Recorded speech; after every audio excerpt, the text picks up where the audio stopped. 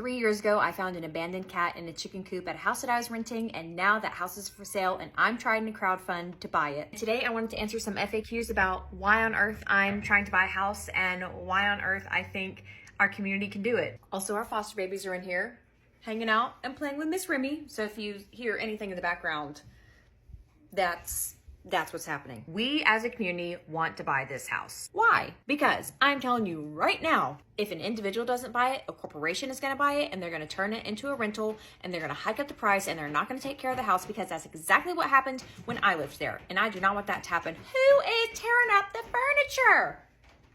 Anyway, one of the many reasons that I think we should buy this house is I don't want to see it turn into a rental that is unaffordable and is not taken care of. And I want to see this house put to good use because it is what started all of our journey together. Buying a house has a lot of logistics and y'all have posed some really great questions. So let's go through some of them together. Why are we trying to raise the full amount? There's so much happening. Anyway, why are we trying to raise the full amount, not just money for a down payment so that we could get a mortgage? A few reasons why we want to raise the full amount. The main one is really the main goal of buying the house is to create income to support the coop kitties and our foster kitties vet bills without having to constantly ask the community for help. So this would create a more sustainable and consistent stream of funds so that we can keep those vet bills paid. If we're paying a mortgage on the house, that will really dip into what we're able to put towards vet bills. And that brings me to my next FAQ, which is kind of a two-parter, which is whose name is the house going to go into and who will be paying things like the taxes, the insurance, the utilities, so on and so forth. And the answer to that is the house would go into an LLC. Coop Kitty Evil Incorporated. Just kidding, but the LLC is for the Coop Kitties and the house would go into that LLC, and the funds that go into that LLC from running the short-term rental, vacation rental would go towards paying the taxes, insurance, utilities. I'm gonna say whatever that noise was none of my business.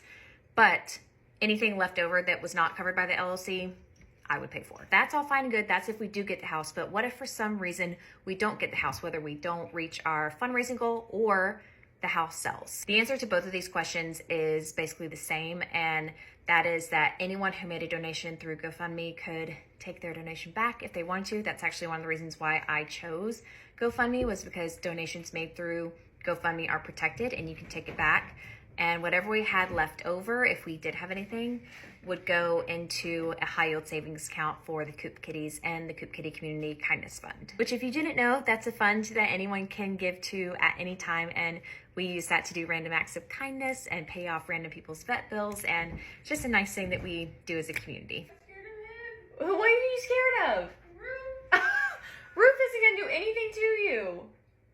He's not. Girlfriend's here and she's scared of Roof, apparently, of all the cats. Now back to the idea of getting the house. Another FAQ was, who will we rent to if we do get the house? I have very specific visions of who I want to rent to that are kind of twofold. First, we have the short-term vacation rental, and then we have long-term rental tenants. For the first several years, I want to have a short-term rental, like a vacation home that anyone could come stay in, including you guys. Like, you guys could come stay in the original Coop Kitty house. And I also want to make it available to people passing through the area, maybe who are traveling with pets. So have another option for a pet-friendly weekend getaway. Actually, through posting about this and brainstorming with you guys, I've gotten a lot more ideas. I saw somebody commented that there are a lot of traveling nurses who maybe go somewhere for like a month and they want to travel with their pets, but there aren't a lot of options, hi baby, of places where they can stay. So I would love to provide another resource for people like that. And then back to the very beginning of this video when we were talking about rentals,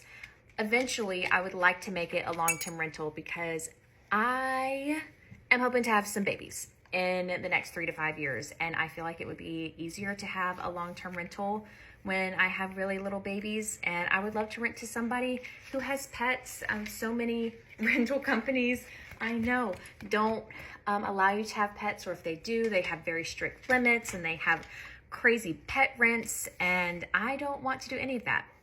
I just want to be a resource for somebody who may not be able to rent otherwise, and get somebody in there and take care of them. And I feel like if you take care of people, they take care of you. And it would just make me so sad if the place that started this whole amazing journey of the Coop Kitties and fosters and all the donation drives that we've done turns into something that a corporation uses to take advantage of people. And I just don't want that to happen. So I want us to buy it instead. The last FAQ that I've seen a lot is what happens if we don't raise the full amount. I'm talking to my realtor this afternoon to talk about options for mortgages. But as I said at the beginning, I really think that the right move is to go in with a full cash offer and no mortgage, no lender.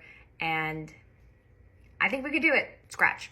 I don't think we could do it. I know we can do it. I have seen this community do amazing things. If any community could do it, I know it's this one. And we are not going to let a corporation go in there and take advantage of somebody. We are going to make it a safe haven for people and animals, just like we've done with everything over the last 3.5 years with Coop Kitties. And if you want to be a little part of it, the GoFundMe is listed over on my profile, and every single dollar helps. Also, I want to put up cat wallpaper. How do y'all think we should decorate it?